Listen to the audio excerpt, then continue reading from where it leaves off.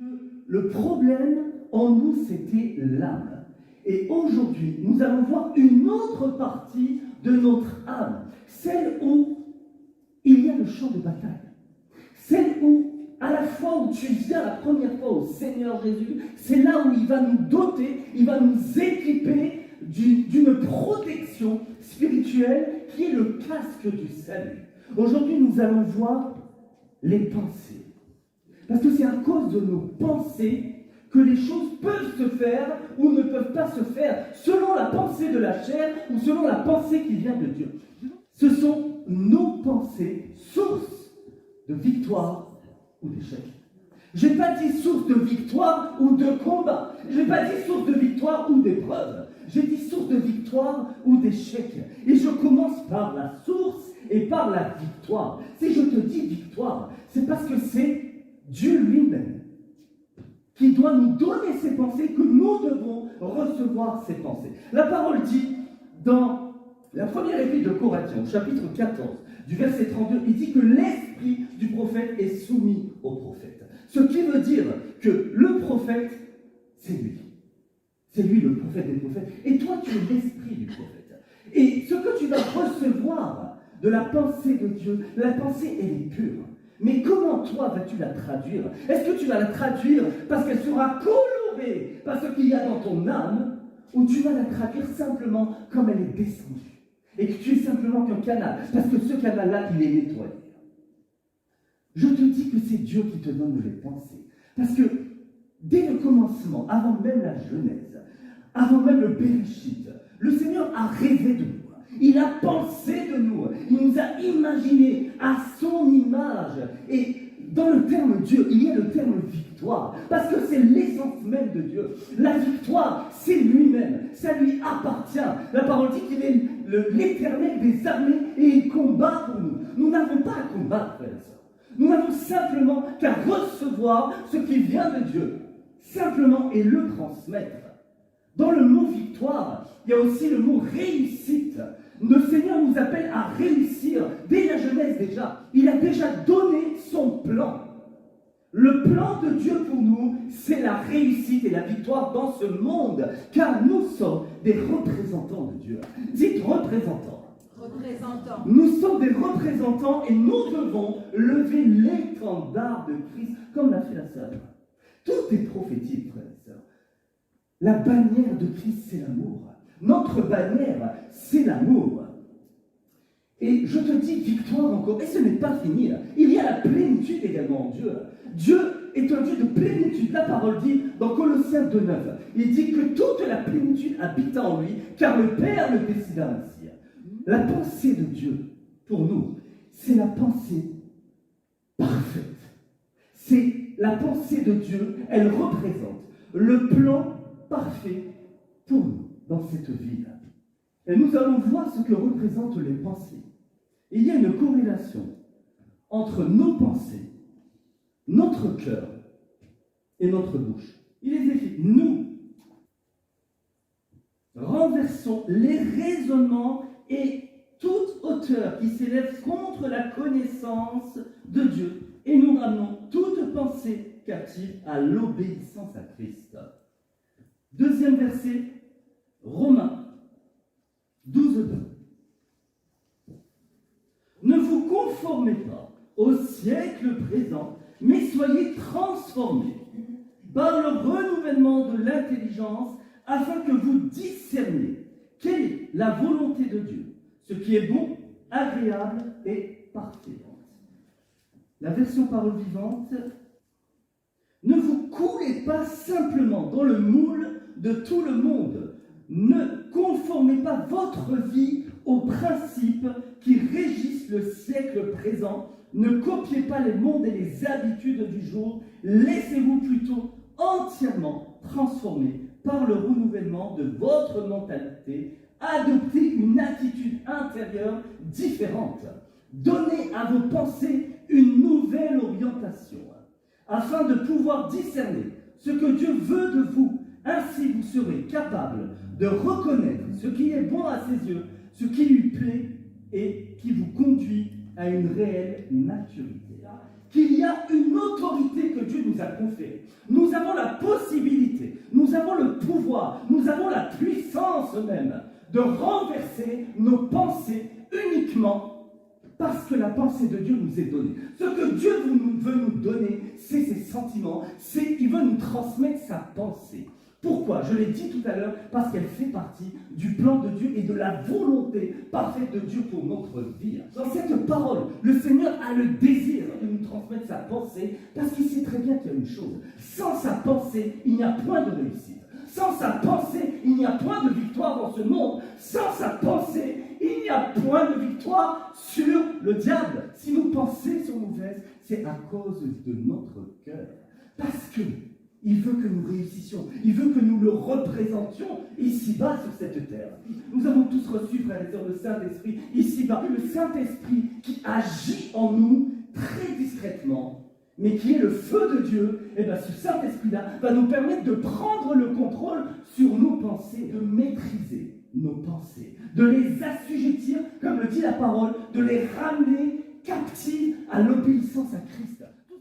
La voix de Dieu, la voix de notre âme ou de notre chair, la voix du diable a la même intonation. De reconnaître ce qui vient de Dieu, ça s'appelle le discernement. Et le don du discernement fait partie des dons de l'Esprit de Dieu. C'est par cette relation intime, profonde, individuelle. Je ne parle pas de prière, je parle simplement de relation, d'un cœur à cœur avec notre Créateur. Et là, nous pouvons avoir ce discernement-là. Plus nous allons vers lui, frères et sœurs, plus nous allons reconnaître sa voix, plus nous aurons le discernement de sa pensée, et plus nous aurons ce don de discernement qui va grandir en nous et qui va nous permettre de reconnaître sa voix et de faire sa volonté. Nous avons cette autorité. Nous ne devons pas laisser nos pensées nous assujettir. Dieu l'a dit, allez, assujettissez le monde et dominez sur toutes choses. Nous avons cette capacité parce que nous avons Christ qui vit en nous et nous pouvons tout par celui qui nous fortifie. Nous avons cette capacité de ramener toute pensée captive à l'obéissance à Christ. Ce qui nous intéresse, ce que Dieu veut pour nous, c'est que nous atteignions la stature de Christ, que nous devons atteindre la maturité spirituelle, que nous ne devons pas laisser nos pensées avoir un mauvais désir. Nos pensées peuvent engendrer en nous un mauvais désir. Un mauvais désir qui peut se transformer en une mauvaise habitude. Une mauvaise habitude qui peut faire partie intégrante de notre caractère. Et nous ne devons pas l'oublier. Nous n'allons rien emporter ici-bas si ce n'est que notre caractère. Le psalmiste, dans le psaume 17,3, il dit « Si tu sondes mon cœur, si tu le visites la nuit, si tu l'éprouves, tu n'y trouveras rien. Ma pensée n'est pas autre que ce qui sort de ma bouche. » Il est dit de David qu'il était un cœur selon le cœur de Dieu. L'Éternel parcourt la terre entière, recherchant un homme qui a un cœur selon son cœur. Nous voyons par là que le cœur est important. Et ici, je te parle du cœur qui est l'organe. La fois dernière, je t'ai parlé du cœur qui était l'âme et non pas l'organe. Aujourd'hui, c'est l'organe. Il s'agit de ton organe. C'est de là que vont toutes les sources de la vie. Et à partir de là, c'est dans ton cœur. Tu n'es pas sanctifié. Parce que le Seigneur Jésus a dit, dans la prière sacerdotale, il a dit au Père, il a dit, Père, je les ai sanctifiés par ta parole. Donc ce qui veut dire que notre âme est sanctifiée par la parole de Dieu. Si nous sommes sanctifiés de l'intérieur, notre cœur est sanctifié. Comme l'a dit le psalmiste, pur. Notre cœur est pur. Si notre cœur est pur, alors nos pensées devraient être pures. Et si nos pensées sont pures, l'expression de nos pensées va se traduire par la parole, parce qu'il est écrit qu'en Luc 6,45, c'est de l'abondance du cœur que la bouche parle. Si tu as une pensée pure, ta proclamation sera pure. Et dans ces conditions, je ne vois pas comment ce que tu as proclamé ne va pas se réaliser. Tu vas épurer ce cœur parce que c'est l'œuvre du Saint-Esprit en toi, en nous tous. Il y a un pouvoir dans nos pensées. Nos pensées sont illimitées, mais il y a également un pouvoir dans la proclamation. Dieu a proclamé par la foi ou le don de foi, et c'est ce qui a fait que la terre a été créée. Nous devons bâtir notre vie sur le rocher des siècles, qui est Dieu, qui est Jésus, qui est la parole. La parole dit que dans les jours de joie, réjouis-toi, mais dans les jours de malheur, réfléchis. Réfléchis pas avec tes pensées de la chair, réfléchis en obtenant la révélation qui vient de Dieu. C'est la règle des 3 ou des 4 R. La révélation, c'est la relation d'abord qui t'amène une révélation pour une réussite personnelle et individuelle. Je te parle en tant que pierre vivante. Nos pensées ont la capacité de nous édifier. Elles nous édifient parce qu'elles proviennent directement du cœur de Dieu. Ou alors nos pensées édifient des forteresses de raisonnement qui vont justement empêcher, qui vont impacter notre intérieur d'une mauvaise manière, parce que ce n'est que les pensées de la chair et ce n'est que l'esprit du monde qui va nous impacter, l'esprit du monde, car nous sommes tous influencés, que nous le voulions ou pas, du monde spirituel, que ce soit le monde de Dieu ou le monde du diable. Nous sommes tous influencés. Et ces pensées-là, qui vont venir de l'esprit du monde qui détruit ce que Dieu sonde, va nous impacter. Et là, c'est contre la pensée de Dieu. Ça va empêcher Dieu d'agir. Donc ça va créer des forteresses de raisonnement. Toute mauvaise pensée est une brique.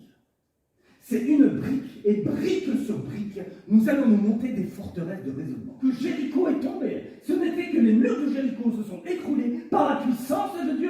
Donc il n'y a que la puissance de Dieu, il n'y a que la pensée de Dieu qui va faire écrouler en nous nos forteresses de raisonnement. Par la sanctification.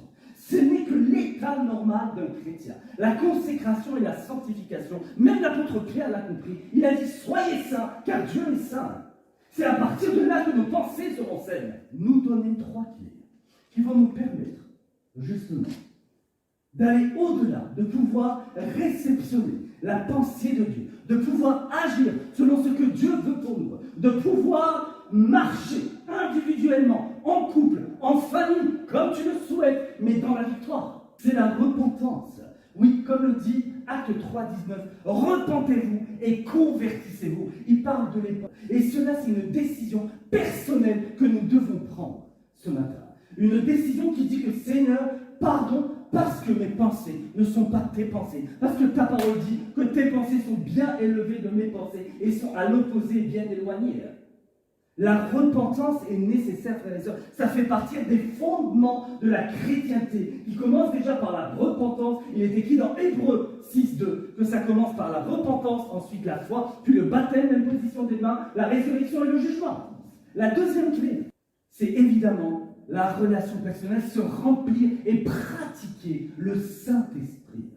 Le Saint-Esprit, frères et sœurs, se pratique. La parole de Dieu, elle n'est pas faite uniquement pour être lue, mais pour être mise en pratique. Pratiquer le Saint-Esprit. La parole dit dans Colossiens 3,7, qui est même répété dans Éphésiens 5,19, où il est écrit de nous entretenir par des psaumes, par des hymnes, par des louanges, par des cantiques nouveaux, par des chants, afin que nous puissions grandir, afin que nous puissions vivre et baigner dans une atmosphère de Dieu, dans l'atmosphère spirituelle que le Seigneur veut déjà pour nous et a créé pour nous déjà, dès le commencement. Il veut que nous soyons dans sa présence.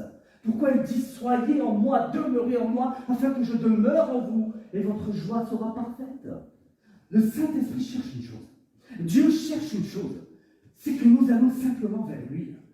C'est un Dieu papa. Nous devons aller vers lui comme des enfants, parce que nous avons reçu un esprit d'adoption par lequel nous crions « Abba Père ». Nos pensées doivent nous édifier, parce que c'est la pensée de Dieu que nous avons reçue. Pratiquons le Saint-Esprit. Ça s'appelle la relation verticale. C'est la relation entre son Créateur et nous. Mais elle... La troisième et dernière clé, c'est pratiquer le royaume de Dieu et sa justice. La parole dit dans Matthieu 6,33, et toutes choses vous seront données par la suite. Lui seul est celui qui est la source de toutes choses, je l'ai dit, source de victoire. Il est écrit, affectionnez-vous aux choses d'en haut. Tendre nos pensées, soit toutes captives à Christ, et tendre nos pensées, les assujettir à la volonté de Dieu. Philippiens 4, de 8 à 9. Que la paix, qui surpasse toute intelligence, gardera vos cœurs et vos pensées en Jésus-Christ. Au reste, frères, que tout ce qui est vrai, que tout ce qui est pur, que tout ce qui est juste, que tout ce qui est aimable, que tout ce qui est honorable, ce qui mérite l'approbation, que tout ce qui est vertu et digne de louange soit l'objet de vos pensées. Alléluia. Ça s'appelle la relation horizontale, ça. Pratiquer le royaume de Dieu et sa justice, c'est la relation horizontale. Alors me diras-tu ce matin, tu me diras, mais la relation horizontale, vu que la relation verticale, c'est le sens de la croix. Tu as tracé déjà la croix dans ta vie. Tout a été accompli à la croix. Donc, qu'y a-t-il de reste à faire? Puisque tout a été accompli, eh bien, il reste ta part. Éphésiens 4, 23 dit à être renouvelé par l'esprit de votre intelligence. Mais il y a des versions amplifiées. Et la version amplifiée dit à être renouvelé par l'esprit de votre intelligence. À quel moment? Constamment. Tout le temps. Nous devons tout le temps combattre nos pensées, tout le temps les ramener à Christ, tout le temps, quand on a une mauvaise pensée, on la chasse, on l'amène à l'obéissance à Christ. C'est tout le temps. Ce n'est pas une chose qui se fait une bonne fois pour toutes. Donc la relation est tout le temps, jusqu'à l'éternité, elle sera tout le temps. Et même dans l'éternité, nous louons, nous adorons le Seigneur. Dans l'éternité, à bien plus forte raison, ici-bas. Oh Seigneur, c'est ton peuple. C'est ton peuple. C'est ton peuple. Le papa maché. Chapare, qui libère les sailles. Oh, il est des chais. Oh, il est des sols. Le couple. Tenez-vous la main, chez vous deux. Le Seigneur vous dit, vous êtes passé par tellement d'épreuves. Vous avez été criblés par le diable. Le Seigneur vous dit, il y a une reconstitution, une réconciliation, non pas dans votre couple, mais au niveau de vos relations, non pas dans l'Église, parce que j'ai connaissance de ce passage-là, de ce chapitre-là de votre vie, mais une reconstitution dans les familles. Le Seigneur vous dit dans vos familles, car le Seigneur vous dit vous avez été rejetés, vous avez été maltraités verbalement, pas physiquement, mais verbalement, on vous a rejeté. On s'est moqué de vous. Le Seigneur vous dit, mais voici le temps où moi je lève des serviteurs. Voici le temps où moi je lève des servantes. Voici le temps où moi maintenant je vous élève. Car le Seigneur vous dit, j'ai eu le regard sur votre vie jusque-là. Et le Seigneur vous dit, c'est le temps. C'est le temps où maintenant je suis en train de lever mes servantes et mes serviteurs. Vous serez les lumières de ce monde. Le Seigneur vous dit, dans vos familles déjà, vous allez briller. Le Seigneur vous dit, car ces paroles qui ont été proclamés, c'était simplement prophétique, afin que ma main vous élève, car ma main vous a rabaissé pour un temps, mais ma main vous élève maintenant. Touche.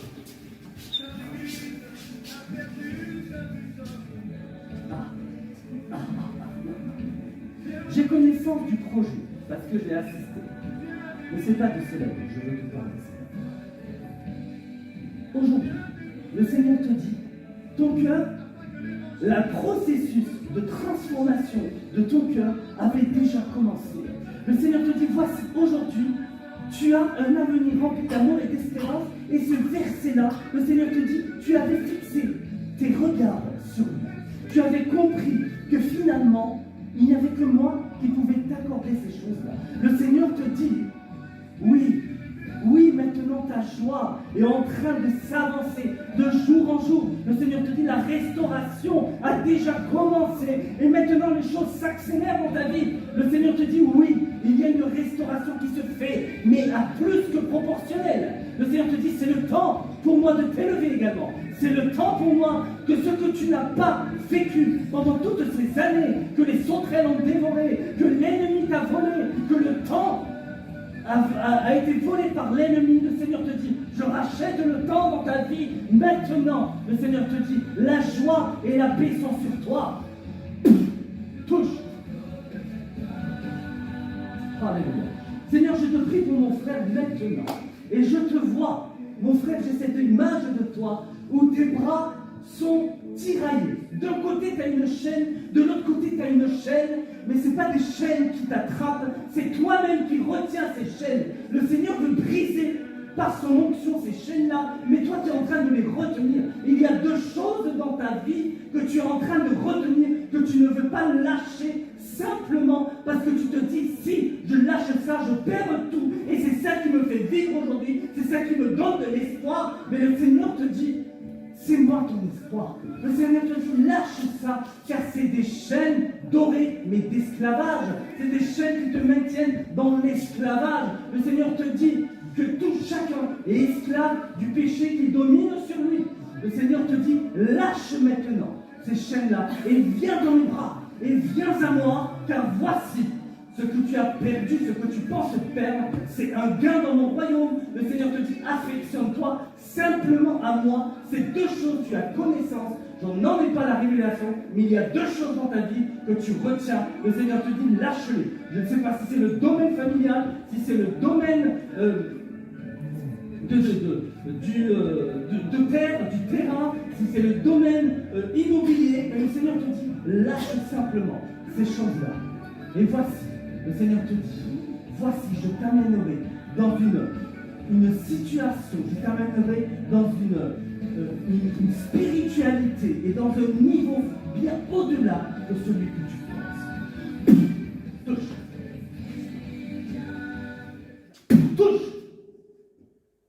Le Seigneur te dit, par ce geste-là, il y a eu une impactation. Et le Seigneur te dit, je t'ai transmis un don.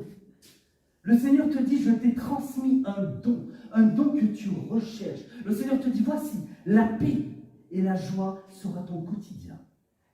À condition que tu sois en moi. Le Seigneur te dit, voici, il y a un équilibre que moi je peux te donner, que ce monde ne va pas t'apporter. Le Seigneur te dit, je suis seul, l'équilibre qui sépare l'âme de l'esprit, la moelle de la jointure. Le Seigneur te dit, ma parole est essentielle. Sois simplement plongé dans les profondeurs de la parole, sonde les Écritures, et voici, je te révélerai des choses, et mon esprit va t'amener cet amour inconditionnel et éternel dont nous avons tous besoin. Amen. Amen. Merci Seigneur pour mon frère. Merci Seigneur pour son cœur. Je vois un cœur amoureux. Je vois un cœur tendre. Je vois un cœur vraiment qui aime les gens, qui aime l'entourage, qui veut faire du bien. Tu veux faire du bien à ton entourage. Mais le Seigneur te dit oui, cela est bien, tu pratiques vraiment la relation horizontale. Mais ne oublie pas la relation verticale. Le Seigneur te dit, la relation verticale, on n'est plus dans l'humanisme. Le Seigneur te dit, on n'est pas dans les œuvres caritatives, les œuvres de la foi. Le Seigneur te dit, il ne s'agit pas de religion, mais il s'agit simplement de relations personnelles. Mais le Seigneur te dit une chose, j'agrée ce que tu fais, parce que je vois ton cœur.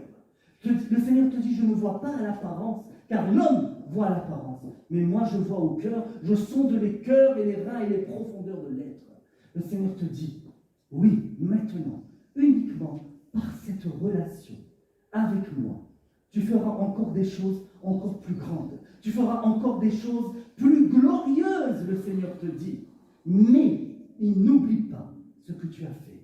Je ne sais pas si tu fais partie d'une association ou quoi, mais je vois autour de toi beaucoup de personnes. Je vois autour de toi beaucoup de repas qui se font et